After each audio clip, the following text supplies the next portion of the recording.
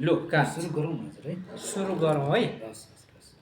Chess पनि गरौँ। चिज हामी यो चाहिँ ग्रिन टी विशेष गरेर स्वास्थ्यको लागि पिउँदैछौँ हजुर है। हजुर 100%।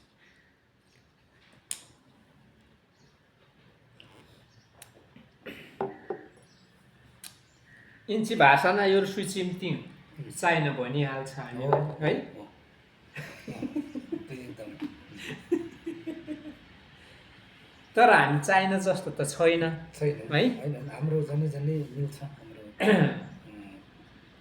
देशहरू के हामी चाइना नै हो। एकदम एकदम हामी मङ्गोलियन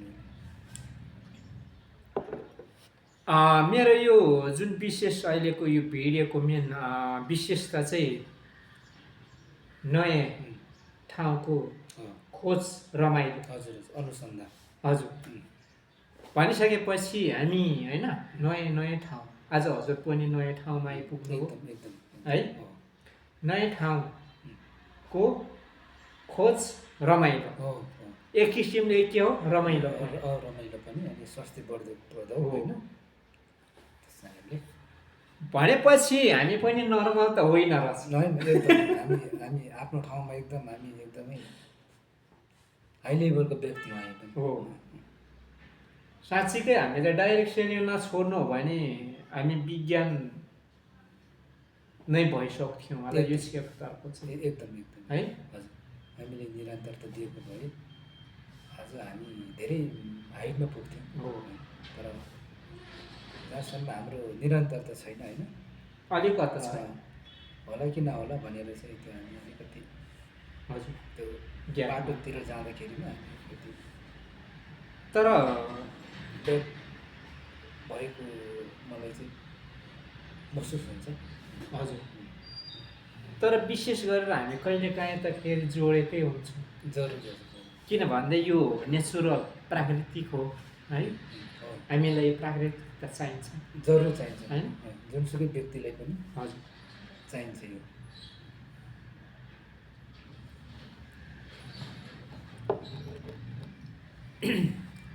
नयाँ ठाउँको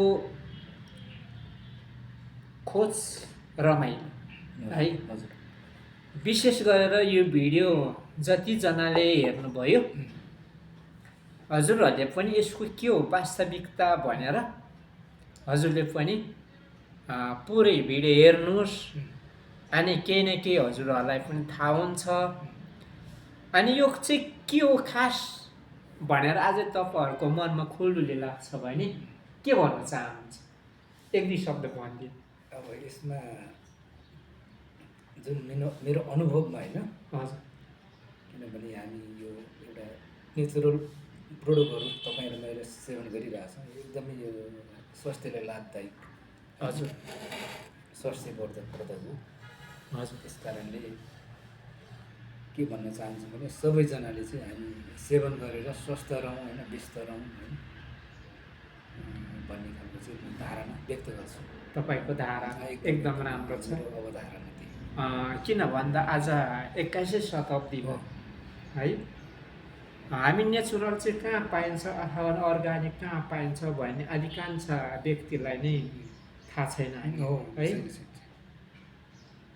त्यो भएको कारणले आज धेरै व्यक्ति चाहिँ कहाँ विश्वास गर्छ भन्दाखेरि चाहिँ एलोप्याथिक हस्पिटल चाहिन्छ। हामी हस्पिटललाई विरोध पनि गर्दैनौँ गर्नु पनि हुँदैन गर्दैनौँ हामी गर्नु पनि हुँदैन। हजुर हस्पिटल एकदम चाहिन्छ होइन इम्पोर्टेन्ट हो। तर सँगसँगै हजुर यो जुन नेचुरल पनि हामीले सेवन गर्दै गयौँ भने एकदमै हामीलाई प्लस पोइन्ट स्ट्रङली हुन्छ कि हो एकदम। भनेपछि अलिकति हाम्रो के हो भन्दाखेरि हाम्रो सोच विचार चाहिँ हाम्रो सोच विचार परिवर्तन चाहिँ गर्नै पर्छ कि जस्तो मलाई लाग्छ। होइन 100% हजुर किनभने जबसम्म तपाईँ हामी सोचलाई परिवर्तनमा ल्याउँदैन तबसम्म परिवर्तन कुनै समयमा आउँदैन होइन। तपाईँ हामीले नै परिवर्तन ल्याउनुपर्छ। हजुर मेन त तपाईँ र म परिवर्तन हुनुपर्छ अनि अरूलाई परिवर्तन गराउनुपर्छ। हजुर तपाईँ र म परिवर्तन छैन भने अरूलाई हामीले फलोअप गरेर त्यो सम्भावना छैन। छैन एकदमै तपाईँ र ममा हुनु पऱ्यो पहिला। हो। तपाईँ र मैले चाहिँ मोमो चाउमिन खायौँ भने फेरि यो खाँदैनौँ न फेरि है। हजुर। फेरि तपाईँ र मैले चाहिँ अब दुध चिया अनि कालो चिया पिउँछौँ भने फेरि होइन उहाँहरूले नै अब त्यसरी पिउनु हुँदो रहेछ फेरि हामीलाई चाहिँ अलिकता हो। यो चिज खानु प्रयोग गर्नुहोस् भन्नुहुन्छ है। हजुर हजुर। आज लगभग मैले दुध चिया र कालो चिया मैले प्रयोग नगरेको चाहिँ 2 वर्ष भयो। 2 वर्ष भयो। त्यस कारणले कुनै बेला अब होइन पर पाहुना भेट भएको बेला त्यो लिनै पर्ने अवस्थामा त हामी लिन्छौँ होइन। लिनुपर्छ। हजुर।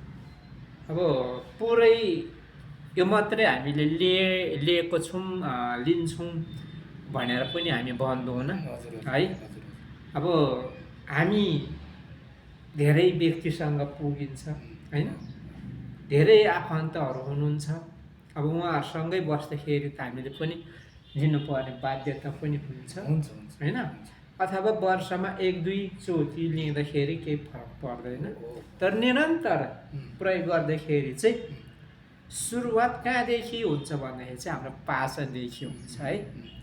पाचनदेखि सुरुवात भइसकेपछि अनि बल्ल अनि अङ्गलाई दखल पर्छ है। अङ्गलाई दखल पर्छ एउटा अङ्ग चाहिँ अनि बिस्तारै के हुन्छ भन्दाखेरि चाहिँ बिमारी हुँदै जान्छ। बिमारी हुँदै गइसकेपछि चाहिँ के हुन्छ जब 65-70% चाहिँ त्यो अङ्ग नबिग्रेको सम्म चाहिँ अलिकता देखा पर्दैन। जब त्यो अङ्ग बिग्रिसकेपछि चाहिँ अनि देखा पर्न थाल्छ। अनि त्यतिखेर भनेको त्यो अङ्गलाई चाहिँ फेरि उपचार गर्नु अलिक गाह्रो हुन्छ। किडनीको डायलिसिस भयो होइन अनि लिभरको डायलिसिस भयो। डायलिसिस छ नि त छ।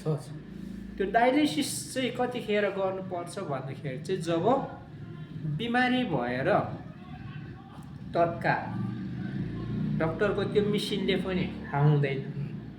त जब त्यो हाम्रो अर्ग्यान अलिकता बिग्रिसकेपछि अनि बल्ल थाहा हुन्छ। त्यो थाहा भएर चाहिँ त्यो अङ्गलाई चेक गर्ने बेलामा चाहिँ के हुन्छ भन्दाखेरि चाहिँ पूर्ण रूपमा बिग्रिसकेको है। त्यो भएको कारणले हामीले अहिले के भन्दैछौँ भन्दाखेरि चाहिँ प्राकृतिकद्वारा खाएको खानाले हाम्रो शरीरलाई के बनाउँछ र के हुन्छ र अनि कृत्रिम खानाले चाहिँ के कस्तो हामीलाई चाहिँ फाइदा दिन्छ भन्ने कुरामा थोरै हामीले यहाँ जानकारी आज हामी एउटा डाइरेक्ट सेलिङ कम्पनीको चाहिँ हामी पहिला लिडर पनि हो र अहिले हामी फेरि एउटा भेटघाटमा चाहिँ अहिले हामीलाई थोरै केही